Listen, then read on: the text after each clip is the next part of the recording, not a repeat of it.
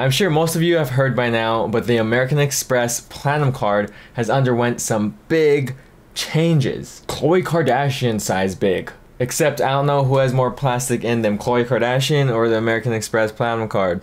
Anyway, as of last week, July 1st, a lot of the rumored American Express Platinum Card changes actually have become official. And debatedly, these changes can be considered a glow up for the Platinum Card.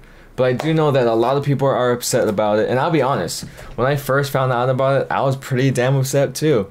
But after all that excitement and after looking into it a little bit more, I actually discovered that it's not that bad. So let's go over all the changes that American Express has made to the Platinum Card, like the new benefits, new credits, etc. And I'll share my thoughts on each and every one of them. So that way, ultimately, if you haven't already, you can decide if this card is going to be a keeper or if you're going to actually downgrade or cancel this card altogether. First and foremost, I want to share with you that all the old benefits are actually here to stay and they're not going anywhere. Because honestly, if some of these things were removed, then the card would just be straight doo-doo, man. So let's take a look at the Amex website right now and kind of see what you'll be seeing if you go to the Platinum Card page as of right now, or at least as of time of filming. First up is a $200 hotel credit. And admittedly, I think that this is one of the better credits or better benefits added to this card. Even though there are still some fine print things you need to kind of keep in mind, which we'll be going over now. The Platinum Card is a credit card mostly used on travel, so that means for flights and hotels. And we had a flight credit, that airline incidental fee credit, and now it only makes sense that we have a hotel credit, and it's $200, which is kind of generous. And this is that catch that I was talking about, or that fine print that I was talking about, and is that you could only use it for prepaid hotel bookings for hotels in the hotel collection or the fine hotels and resorts collection. And for the hotel collection, you do have to book 2 consecutive nights minimum for stay. But yes, this $200 hotel credit does cover the actual fee to book for a night. So if it's $200 a night, then that credit's gonna cover that,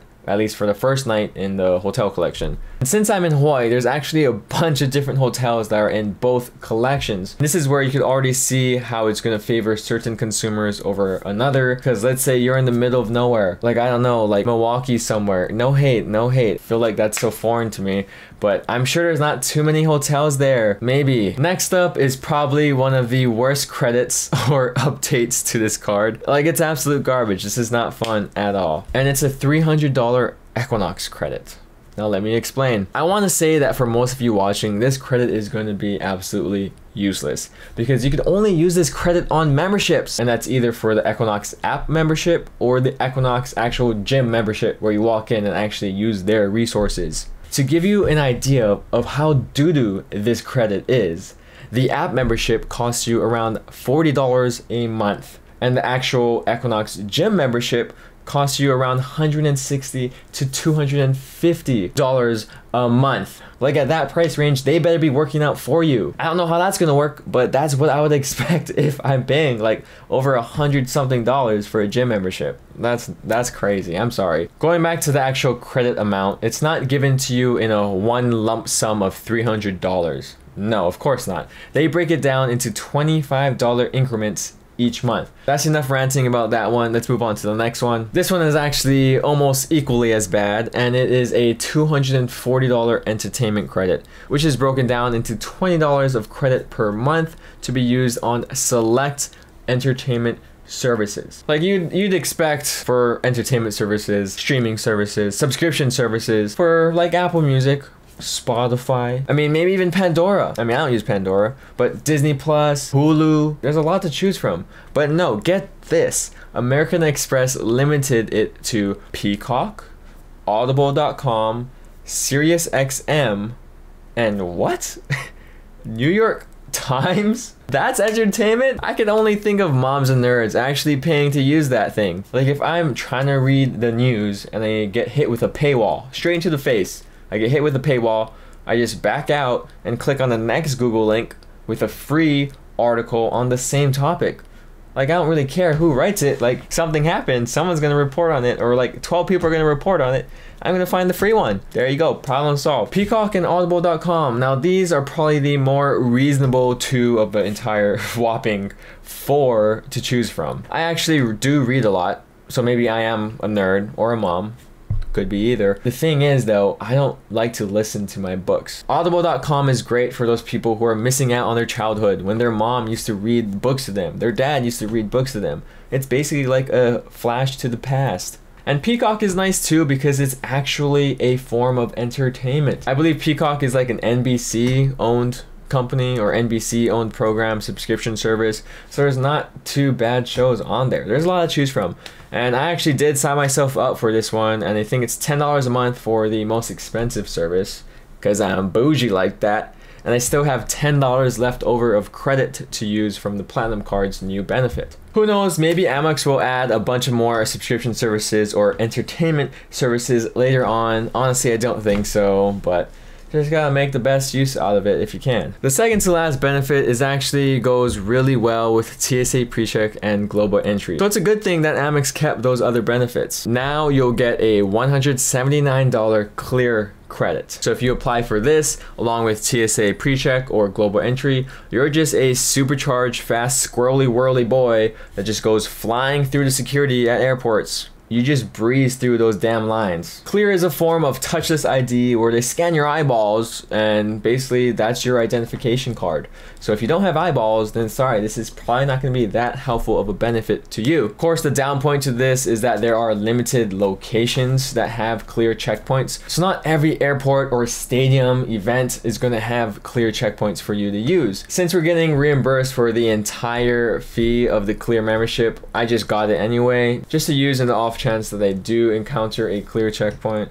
I'll let you know how it goes. Lastly, you now have exclusive dining access through Resy. And apparently this gives you access to exclusive dining opportunities. You also get a fancy little badge next to your name in Resy after you add your Platinum Card to your account. So it fuels your ego just a little bit extra knowing you have that cool little badge next to your name. Almost forgot, but one last thing to note is there is a gnarly sign-up bonus going on right now of at least $100,000. Not $100,000. A sign-up bonus offer of 100,000 membership reward points. There's actually an offer going around right now that's 125,000 membership reward points. So if you don't see that 125,000 offer when you click the link below in the description box, or whatever link you use to apply for the Platinum Card, I would suggest that you either try a different time or go into incognito mode and try again. 100,000 sign-up bonus is pretty good, but I want you to get that 125,000 sign-up bonus, so be sure to try at least for a few days to see if you could get that pop-up going. Not only that though, but you get 10x points at restaurants for the first 6 months. Now that's insane. You normally don't even get bonus categories or bonus multipliers on dining with the Platinum Card, but you get 10x. That's awesome. Like not even the Amex Gold card, which is still one of my favorite cards, gets you 10x points on dining. You get 4x points. So 10x is more than twice that amount. With all that said and done, will you be breaking even on the annual fee? Are you going to be canceling or downgrading the Amex Platinum Card? Or maybe are you going to apply for the Platinum Card now? If I'm extremely generous with the valuations, I'm actually going to barely break even on this card. I'm going to use the $200 airline fee credit, the $200 Uber Cash credit, and the $100 Saks credit. But also, I'm going to be using that $200 hotel credit, at least try to use it all. So right there, that's going to cover around $700 worth of credits for me. Of course, you shouldn't really value these credits to the full 100%. So that's why I say I come in maybe a little bit under the total $700 annual fee.